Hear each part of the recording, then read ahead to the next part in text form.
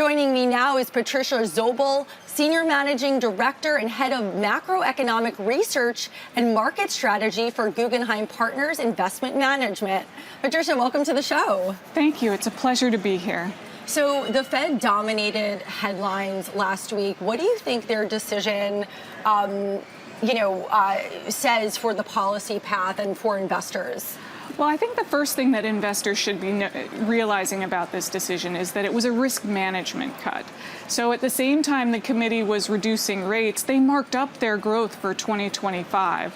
And really what they were trying to do is reduce the labor market risks that have emerged over the course of the summer. They're really trying to address what they see as a more balance in the risk to their mandate.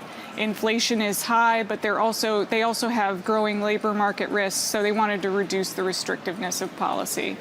I think going forward, what investors should be looking at is that the committee intends to return policy more closer to neutral in the course of 2026. But they're going to be navigating challenges to both sides of their mandate, and there's still a lot of diversity of opinion among committee members about that path. So we'll have to watch the data through 2026. In terms of what that means for fixed income, what I would say is these moves have been largely priced. Yields have come down a lot in recent months, and so I think that the committee's path is largely priced. All right, and the Fed signaled 2 more potential rate cuts through the end of the year. What are your thoughts on that? So my sense is that 2 rate cuts are likely but not assured. I think investors should be looking at the data as it comes in. When you looked at the committee's summary of economic projections, what you saw is a good diversity of opinion among committee members about whether or not there would be 0, 1, or 2 cuts left this year. So I think they'll be watching the data. All right. And 2026, I know you touched on it. What do you think we'll see from the Fed then?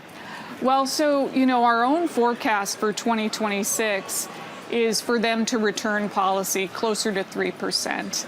What we see is growth being pretty well supported in the first half of 2026. You're going to get fiscal stimulus, including some decent tax refund checks for consumers.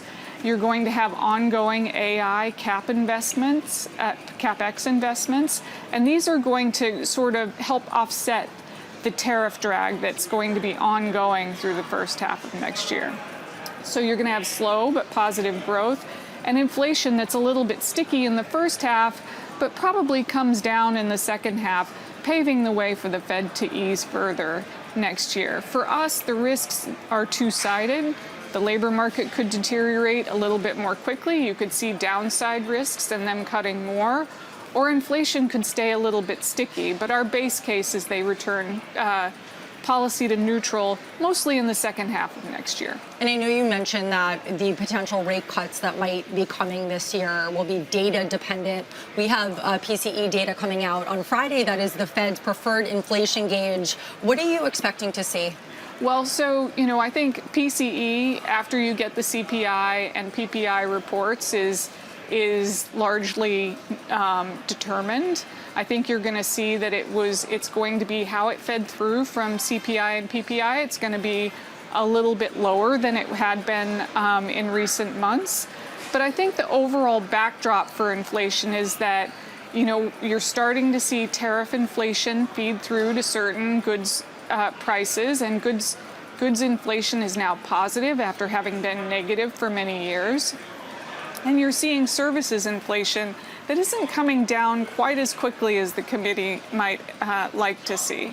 So I think we're going to have to see several months of data, but the committee is going to be looking for services inflation to come down. They're probably going to look through a little bit the goods price inflation. And any global growth headwinds coming that you think could shape the rest of 2025? Well, in my mind, global growth outlook is going to be sluggish over the next year. And so what we're looking for is, a slow growth environment globally. Europe is going to get a little boost from fiscal stimulus and the cumulative effects of ECB rate cuts. And the UK is going to be a little bit sluggish. And the US is going to be, in that pack and maybe even outperform a little bit some of these economies. And given the volatility, like how are you advising investors right now? So, we think this environment where yields in the U.S., they're lower than they were before, but they're still relatively elevated, and corporate fundamentals are pretty good. It could be a good backdrop for actively managed fixed income. Equities in this environment are fully priced, and fixed income can provide good diversification to that. And for active managers, even though spreads are tight, you can find value outside of the benchmark. So, what I would say for investors is that this could be a good environment for fixed income. Is there anything else you'd like to add? No, I think 2026, we're looking forward and seeing an environment where the committee is going to be managing challenges to its mandate, but we think the backdrop is supportive for the first half of the year. Patricia Zobel from Guggenheim, thank you so much for joining us at the New York Stock Exchange. Thank you for having me on.